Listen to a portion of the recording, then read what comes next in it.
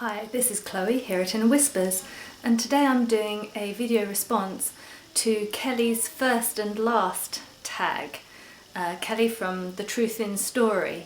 So she asked us to say what was our first tarot and what is the tarot we've most recently purchased, and then the same for another card oracle, and then any other kind of divination system entirely. My first ever tarot was the Radiant Rider Waite. I got it because I was doing a course, a beginner's course in tarot. I'd been using the tarot before that, but I hadn't kind of got my own deck and I hadn't specifically studied it. It had been kind of, my mum had decks when I was a kid, and my best friend had a deck that we used when we were teens, and then my best friend when I was studying yoga also had a deck. So I'd had a lot of experience with tarot, but I'd never sort of studied it officially before. And they said to get a Rider-Waite type deck, but I really didn't like the colours of the original Rider-Waite. All those yellow skies were kind of freaky to me. I mean, this has a yellow sky, but it's quite a nice bright yellow sky.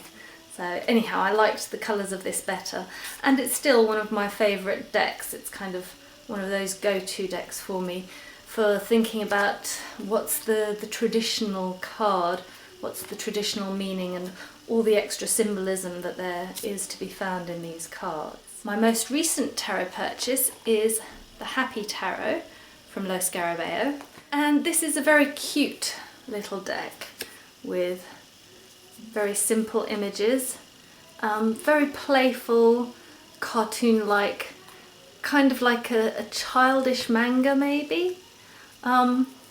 I'd just seen a couple of images and thought it looked cute. And one thing that I'm finding actually is that I'm not very keen on the fact that they kind of live in a candy cane world.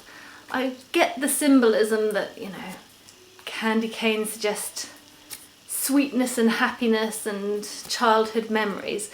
But given that I'm currently trying to completely remove sugar from my diet, it's not necessarily something that I want to be reminded about every time I do a tarot reading. So I'm not sure whether or not this one is going to ever become a favourite, but it is pretty cute. You can see some of the minors as well. So it is a very sweet deck, and it is very Rider-Waite, so it's easy to read out of the box. In terms of other oracles, my first oracle was one that was gifted to me by a couple of friends, and at the time I was living in Spain, so it's in Spanish, even though ironically it's written by an English couple, John Astrup and Caroline Smith, and it's called the Moon Oracle in English, I think. And it's really nice because it has goddesses, like here we have Freya, Hecate, and then it also has other cards. So for example, this one is titled Door. This one is Musician.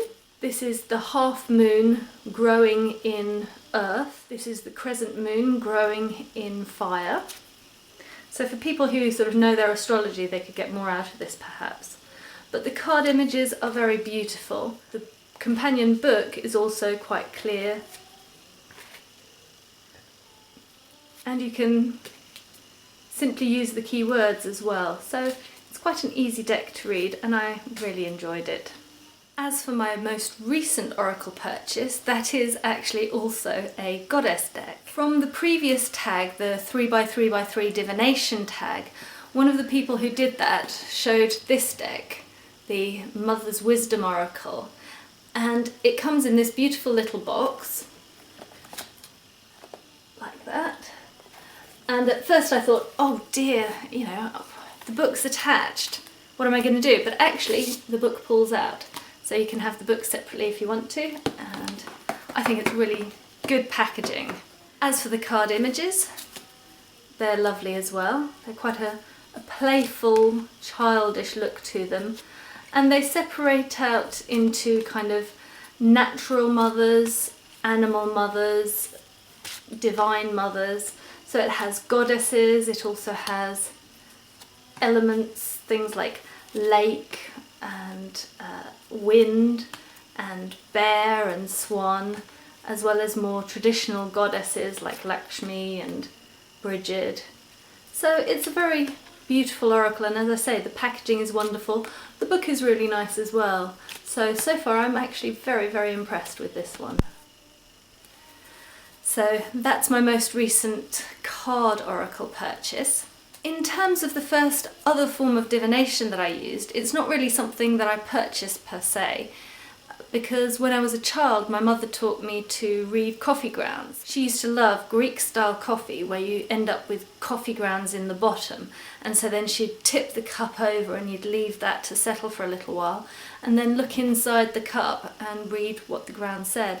And it's very funny because actually it turns out that the Lenormand cards are based on the same idea. The earliest precursor to the Lenormand cards that has been found so far is actually a deck called the coffee ground cards from the Austro-Hungarian Empire.